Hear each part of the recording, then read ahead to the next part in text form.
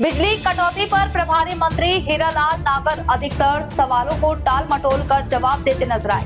12 साल विश्वास के विकास के जन कल्याण के आधुनिक बिजली व्यवस्था से ग्रामीण शहरी क्षेत्रों को मिलेगी नई ऊर्जा। प्रधानमंत्री हीरालाल नागर बोले, पुराने उपकरणों के स्थान पर आधुनिक तकनीक से सुदृढ़ हो रहा विद्युत तंत्र। राज्य सरकार के 12 साल विश्वास के विकास के कल्याण के अभियान के अंतर्गत रविवार दोपहर जिला परिषद सभागार टोंक में आयोजित प्रेस वार्ता में राजस्थान सरकार के प्रभारी मंत्री हीरालाल नागर ने प्रदेश में चल रहे विकास कार्यों और जन कल्याणकारी योजनाओं की जानकारी दी।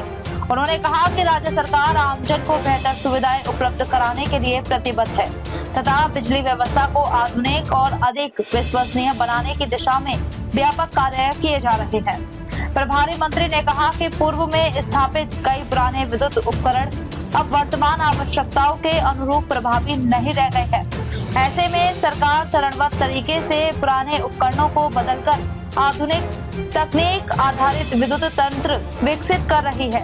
इससे बिजली आपूर्ति की गुणवत्ता में सुधार होगा तथा बार बार आने वाली तकनीकी बाधाओं और विद्युत व्यवधानों में कमी आएगी। उन्होंने बताया कि ग्रामीण क्षेत्रों के साथ साथ दूरस्थ दाड़ियों और बस्तियों तक निर्बाध विद्युत आपूर्ति सुनिश्चित करने के लिए विद्युत ढांचे को मजबूत किया जा रहा है। ट्रांसफार्मरों के उन्नयन, जर्जर लाइनों के प्रतिस्थापन तथा आधुनिक नियंत्रण प्रणालियों के उपयोग से बिजली वितरण व्यवस्था को अधिक सक्षम बनाया जा रहा है।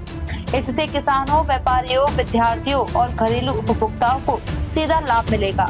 प्रभारी मंत्री ने कहा कि हमारा उद्देश्य केवल बिजली उपलब्ध कराना नहीं बल्कि गुणवत्तापूर्ण और निरंतर बिजली आपूर्ति सुनिश्चित करना है। आधुनिक उपकरणों के उपयोग से फॉल्ट की पहचान और समाधान की प्रक्रिया भी तेज होगी, जिससे उपभोक्ताओं को बेहतर सेवाएं मिल सकेंगी। प्रेस वार्ता में उन्होंने कहा कि राज्य सरकार विकास और जन कल्याण को सर्वोच्च प्राथमिकता देते हुए प्रत्येक क्षेत्र में आधारभूत सुविधाओं को मजबूत कर रही है। बिजली, सड़क, पानी और अन्य आवश्यक सेवाओं के क्षेत्र में किए जा रहे कार्य प्रदेश को विकास की नई दिशा प्रदान करेंगे। उन्होंने विश्वास व्यक्त किया कि आधुनिक विद्युत व्यवस्था के माध्यम से ग्रामीण और शहरी दोनों क्षेत्रों में आमजन को बेहतर सुविधाओं का लाभ मिलेगा तथा प्रदेश की विकास यात्रा और अधिक गति पकड़ेगी। और चालू कर दिए और 150 पर काम चल रहा है। तो उसमें टोंक जिले में भी बन रहे हैं। आपके 220 यहाँ आ रहा है मालपुरा में, ऐसा नहीं। बात सुनिए, आप बिजली का तंत्र जो है वो जहाँ सेंट्रलाइज होता है मालपुरा में आएगा, वहां से टोंक को भी बिजली जाएगी। ये जरूरी नहीं होता। एक पहले एक बीच का एरिया देखना होता है जहाँ से सारे हमारे 132 कवर हो जाए। बनता है वो केवल वो उसका ट्रांसमिशन का जून में शायद हो जाना चाहिए था, लेकिन कब तक तैयार हो जाएगा? कब तक बनकर तैयार होगा?